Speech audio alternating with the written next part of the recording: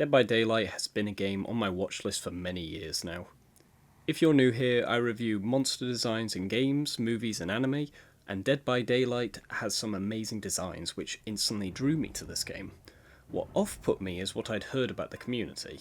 That it was similar to League of Legends community, where if you spend too much time with them, you become them. But honestly, I was pleasantly surprised with most of my experience so far as a new player to Dead by Daylight. So let me first clarify, I'm new, but I'm also not totally new to the game. Due to my interest in the killer designs, I have seen quite a bit of gameplay on the game already, so if it looks like I'm more experienced than I should be as a new player, that will be why. Getting straight into the thick of it, the pace system for unlocking new killers and perks is absolutely wank. I understand every game needs something to earn, for something to keep you playing, but currently I'm over 20 hours into the game, 5 hours by the footage being shown, but I'm not even halfway through unlocking one killer. For the unknown, which is the killer I actually want, I'm not even 1/8 of the way there. This system is even stingier than most free-to-play games, and you have to pay £20 for this game. This tree. This tree right here is horrible. It makes the player feel like they're having to pick certain items and perks, and if they don't take the time to read all of the information on the screen, they will pick the wrong perk and potentially never have access to that one again. That's how you feel as a new player. I now know that's not the case, but during leveling up it was incredibly confusing, and it can also feel like it's taking ages for this animation to finish. The battle pass the game has isn't much better. It just shows a bunch of items you just won't want, and in the free version, at least, it gives you very little to no useful currency. So, as a new player, I've tried a healthy amount of both survivors and killers, roughly 10 games each as of the footage being shown, and I must say it's by far more fun playing as killer to begin with than survivor. Yes, a good survivor team can roll you, but it seems survivor teams are comprised of one pro player and 3 clueless friends who came along for the ride.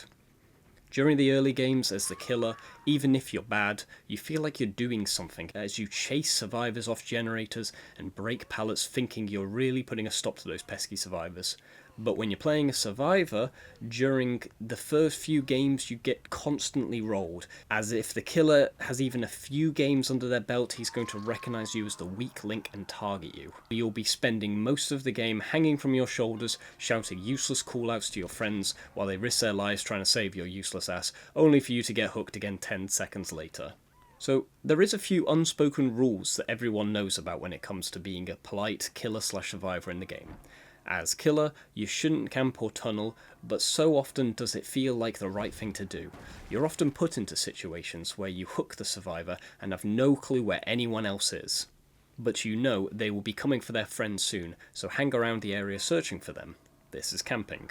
Or the survivors are on their last gen and there's only one survivor who's possible to catch, so you target them. This is called tunneling. Though this isn't every game, as a new killer who doesn't know about map pressure or keeping track of what gen survivors have worked on, etc., it can be difficult to know what else to do.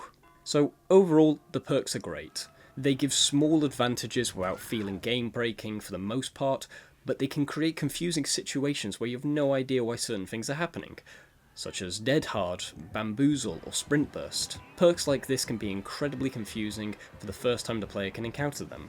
And even when you do understand why certain things happen, you'll notice you don't have access to these powerful perks without first having to buy that survivor or killer. Alternatively, you could earn in-game currency, but again, you're looking at 30 to 40 hours of grinding for one killer or survivor. So overall, the experience with the game has been generally positive. Most players are very chill, if a bit quiet at the end of game lobbies, but occasionally, I'd say every 3 games, you'll have one slightly to very toxic experience. Most of the time it's small stuff like a survivor teabagging after dropping a pallet on your head, or the killer shaking his head at you on the floor after he's caught you. But occasionally, it can result in the enemy attacking you for beating them. It's a form of toxicity I'm new to, as I'm used to League of Legends toxicity, where it's often people on your own team having a go at you for not performing as optimally as they feel they are entitled to. But to me, a win is a win, so when people complain about you beating them, it's just a weird thing for me to wrap my head around. These are the majority of experiences, however. So my closing thoughts, this game is really fun, like really fun. It has a frustrating unlock system that feels incredibly stingy considering how much content there is to unlock. The perk system can be confusing, but once you understand it, it can be quite enjoyable combining these perks to see what works and creating some synergies. The community, although it can be toxic, it's no more extreme than any other online game, and you will have the occasional gem for positive interaction with someone, which is an experience I haven't had in gaming since my early PC gaming days. So, this kind of video is unusual for my channel. I still want to focus on highlighting good designed monsters, killers and creatures, so if that's of interest to you, please follow along. I might just highlight something that'll excite you to pick up a new game or a movie and give it a go. Thanks for stopping by, and please like and subscribe for more.